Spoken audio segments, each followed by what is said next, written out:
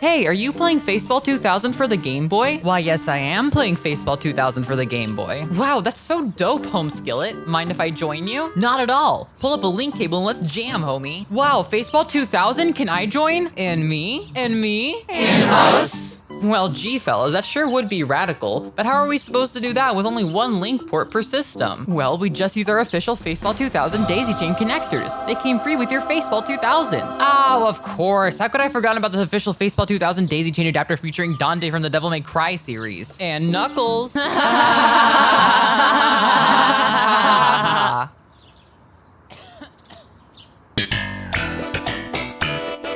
This just in. All wars, present and future, are canceled thanks to the innovative, super new official Faceball 2000 Daisy Chain Connector XL Color DX Lite featuring Dante from the Devil May Cry series and Knuckles, allowing for 16 people to battle it out in a nice, friendly game of tag. Ah, what an excellent, perfect world we live in. This just in. What the fuck is that? How dare you have more friends than me! Starting today, everyone will be able to play with only up to 3 other people! Have a nice day! 4-player adapter! Oh, sorry, honey. What the fuck is this video, man? Faceball 2000. Created by Xanth Software FX in 1991, it's the only first-person shooter for the Game Boy. Yes, the big chonker from 1989. We're not talking about the advance here, nor the color, but the original beige brick, with its blurry green screen and all 4.19 megahertz of power. Yeah, a first-person shooter for the Game Goddamn Boy. And if that wasn't absurd enough already, it had been rumored to contain a secret unreleased 16-player mode. But before we talk about how a 16-player link on Game Boy is even possible, we gotta go back 4 years to 1987, with the release of the game MIDI Maze for the Atari ST home computer. MIDI stands for Musical Instrument Digital Interface, and is a standard that was developed to standardize communication between digital instruments, computers, and other digital audio devices. Every Atari ST had 2 MIDI ports, one for input and one for output. This was intended for music production, but Michael Park and the guys at Xanth figured out something clever you could do with them. If you were to connect your output to a friend's input, and they did the same from their output to your input, you've suddenly created a small 2-computer network. However, if your friend instead connects to a third person, and that person connects back to you, you've now created a 3-player network out of MIDI cables. By abusing the Atari's dual MIDI ports in this way to create a simple ring network and transmit game data instead of music notes, MIDI Maze allowed up to 16 players to play a game together, back when multiplayer almost exclusively meant multiple controllers on one system, or, God forbid, passing the controller back and forth. Xanth had created what was probably the world's first deathmatch, though that term wouldn't be coined until Doom's release 6 years later. Hell, the World Wide Web hadn't even been invented yet. These guys are pioneers. When plans were being developed to bring MIDI Maze to systems that didn't have MIDI ports, Xanth had to change the name. So what's left of MIDI Maze if you take away the MIDI? Maze? No, that's already a thing. The ball? With a face? Oh, it's 3D Pac-Man. No, Faceball. 2000, because this is the future of gaming, baby. But without the incredible linking prowess provided by dual MIDI ports, how are you supposed to have a deathmatch with your friends? Enter the Game Boy link cable, capable of connecting a Game Boy to another one. Yay, an entire 2 players. But Robert Champagne, lead developer on Faceball, came up with an ingenious idea. Every link port has an input pin and an output pin. Ordinarily, both of them connect across a link cable to another Game Boy and allow for 2 players to play Pac-Man together or face off in Tetris or whatever. But what if you treated the link port pins as if they were on separate ports? What if you split a link cable apart and connected it to different systems? Suddenly, you could create a ring network just like on the Atari. When Robert realized this, he got to work expanding the multiplayer code to support a ring of up to 16 players, and prototype link port splitters were created to physically connect the consoles together. It worked surprisingly well for something that Nintendo had never intended to be done with their hardware. Sure, it was hard to get more than 10 people to actually test it, but it was promising enough to reach out to Nintendo and present them with their idea. What's that? Nintendo's working on their own 4-player adapter and they want Faceball to use that instead. And it costs more to make and works completely differently than the prototype they'd come up with. Yeah. Cool. Really cool. The way the 4-player adapter works, let's just call it the FPA from now on, It has its own microchip inside that manages communications between all connected systems, and its own special protocol is used for this purpose, very different from what Robert had already written. This meant that the existing code that allowed for the linking of up to 16 players wouldn't work automatically, but after shoving the FPA protocol code in there, it only needed a little bit of connective glue to bridge the differing systems together, since the existing multiplayer code was already equipped to handle more than 2 players. This doesn't mean that FPAs could daisy chain together though, unlike what some have claimed in the past. The FPA protocol just doesn't allow for that. Similarly, games that use the FPA won't magically work with the Faceball adapter if they weren't designed for it. Nobody out there is getting 16 copies of F1 Race to talk to each other without significant effort. But if you do manage to do that, please comment down below. That would be rad as hell. Alright, with this new code integrated, Faceball 2000 was wrapped and ready for certification. However, when they sent it to Nintendo for their final checks, they didn't bother removing the 16-player code that was already there. Why would they? It worked just as well for 2 players as it did for 16. Removing it would be a big hassle for no reason, and Robert was proud of the code he'd written, damn it. And thus, every copy of Faceball 2000 for the Game Boy shipped with the secret 16-player mode that only the devs ever knew about. Or it would have been secret, was Robert not so talkative? In an interview about the game in 2005, he straight up told interviewer Don Komarechka all about it. But, as he admits, I'm not sure that we ever had a real 16-player game going. And if the devs hadn't, had anyone? Ever? Enter Uncle Bob. In 2007, he posted on Nintendo World Report about a dream he'd had ever since he first heard it was possible. 16 players, 16 Game Boys, 1 Faceball deathmatch. To that end, he began to acquire everything he needed. 16 Game Boys? Check. 16 games? Check. 16 link cables? Check. And 7 4-player adapters? He fell for the 4-player daisy chain myth. Thankfully not for very long though. When it didn't work, he decided to try something different. Something utterly bananas. Something that really shouldn't have worked. You know the Game Boy Advance link cable? The one with the little box in the middle to plug more cables into so you can get up to 4 players with no special adapter needed? Ordinarily, these cables would be useless here, because they don't work for Game Boy games.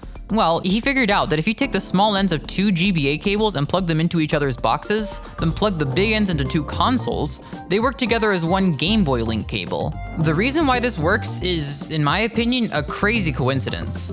The Game Boy uses 2 wires to communicate between 2 systems, 1 for each direction. But the Advance uses a different wire to communicate in both directions and recycles the old unidirectional wires for new signals. It just so happens that one of the old wires connects from the first system to the second, and the other wire connects from the second system out to the middle box to be used by a third system. But if you plug the cables into each other instead, that wire ends up reaching back across to the first system, just like the original Game Boy cables would. So then the question arises, what happens when Bob adds a 3rd cable into the loop? Or a 4th? Suddenly he's seeing a 4-player game of Faceball with no 4-player adapter. Then 5, 8, 11, 14, 15! Wait, this image is dated 2022, what happened? Well, in 2009, Bob was only ever able to get 11 people together to play Faceball. And so the project sat dormant until 2022 when he met up with Derek and Grace of the channel Stop Skeletons from Fighting at the Portland Retro Gaming Expo. This might be a fucking mistake. To film a video of the actual first ever 16-player game using his link cable concoction. But they were having issues getting more than 8 players connected at a time. What gives? That's when this random girl wandered over, enticed by the camera and curious to see what was going down in this distant corner of the museum exhibit. When she saw that it was a test of the mythical 16-player Faceball game, she got super interested and was really eager to help out. That's what needs to be done. Let's do it. Can you make 16 long in 20 minutes right now? Absolutely not. For the rest of the weekend, she'd do nothing but try over and over again to get that damn game to work. Unfortunately, the weekend ended in a bust, with nearly every attempt crashing due to some reason or another.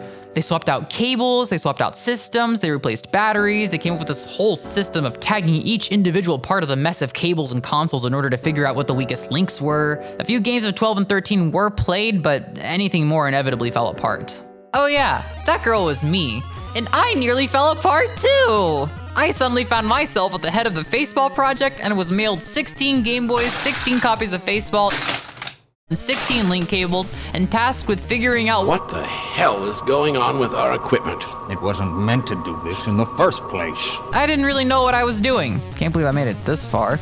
But we managed to get in touch with this real actual engineer, Alex Barr, who did. He had made a rat king of an adapter but didn't have all the games or consoles to test with, so he sent me the blueprints and I built my own. Having all the connections simplified like this made it way easier to debug stuff, but I still couldn't figure out why games of 8 players worked flawlessly, but 9+ was so flaky. I ended up digging out an oscilloscope that I'd bought in the hopes that it could teach me the arcane ways of analog signals. With it, I finally noticed something weird going on with a serial clock. You see, the clock signal is kind of like the heartbeat of a serial connection. Every time the clock pulses, the consoles know it's time to exchange 1 bit of data. A high signal is represented by 5 volts, while a low signal is represented by 0 volts, or ground. This is just how digital signals work over the inherently analog nature of electricity. 2 voltage values are used to represent a 1 and a 0, and if the voltage the computer sees is close enough to one of those values, then it'll read either a 1 or a 0. Knowing that, what I was observing seemed odd. The low signal's voltage was increasing a little bit with every Game Boy that was added onto the connection. It wasn't much, just like 0.2 volts or something, but that number quickly added up. At 8 Game Boys, the low signal was almost out of spec for what the Game Boy would deem to be a valid low. With 9, it stopped being close enough to 0 to count, and the Game Boy stopped knowing when to send and receive data because the clock signal was no longer valid. But then why did it sometimes work with more than 8 players? Well, my theory is that using fresh batteries, or AC adapters, was actually hurting our chances of getting the games to connect properly.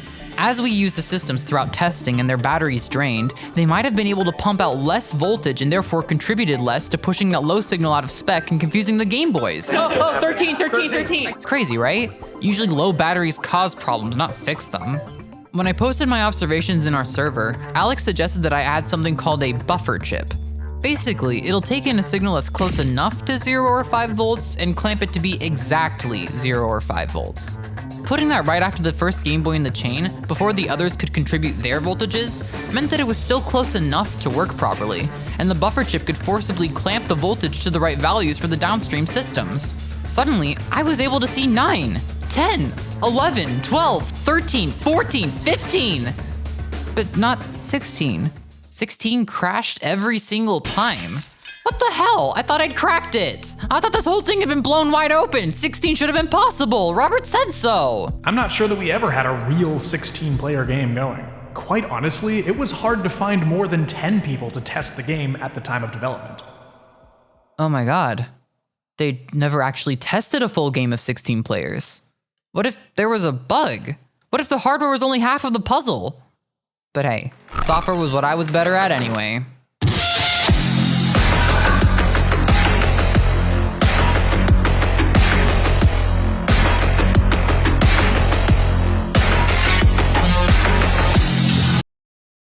So, when a player hits start on the title screen, it starts a setup sequence meant to establish each console's player ID and count the number of connected systems. The first player is set at ID 1 and then tells the next console in the chain that there is 1 player connected. That console sees that, sets its ID as 2, and tells the next console that there are 2 players connected.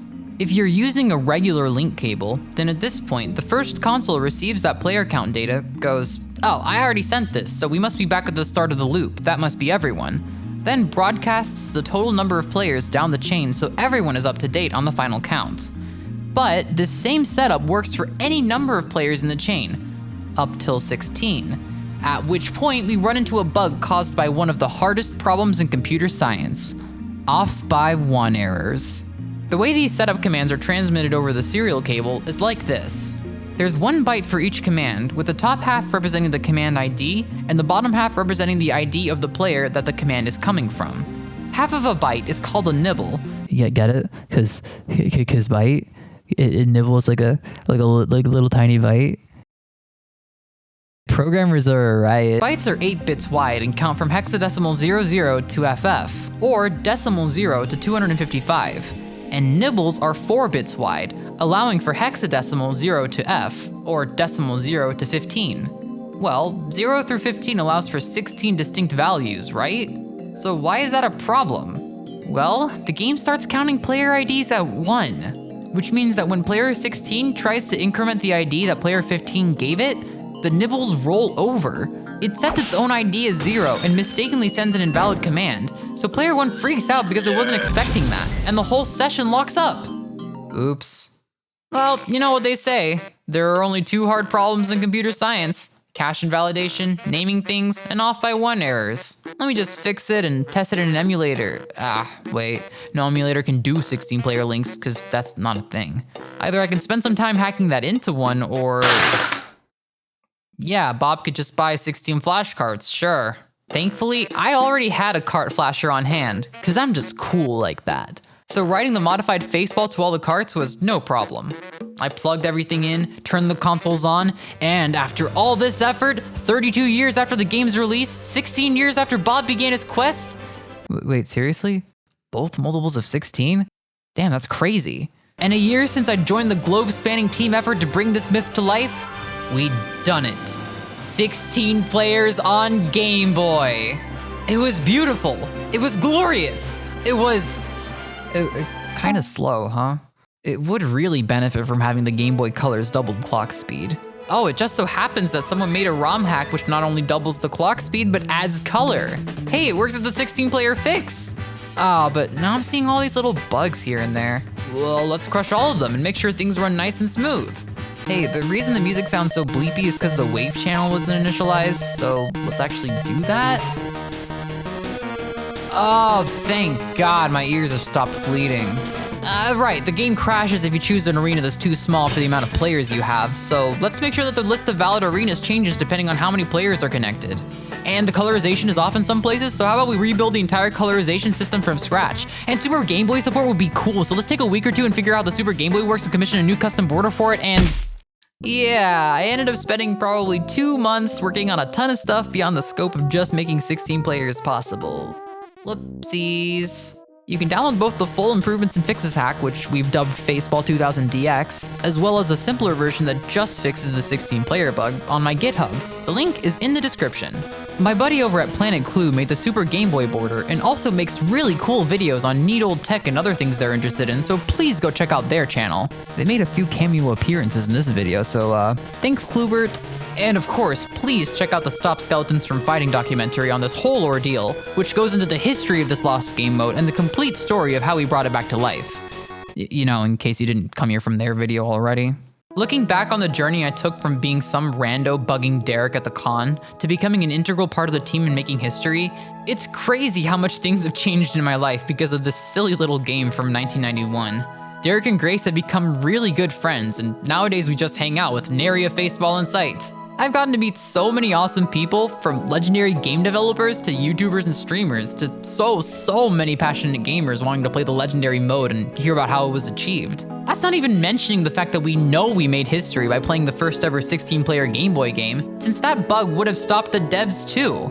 This absolutely didn't happen in 1991, so drink your heart out, Guinness. Thanks to everyone that came along for this incredible journey. Thanks to Robert Champagne and the whole team at Xanth for making this ridiculous, wonderful little game. Thank you very much for watching. Subscribe if you want to see more weird tech stuff. And of course, don't forget to have a nice day.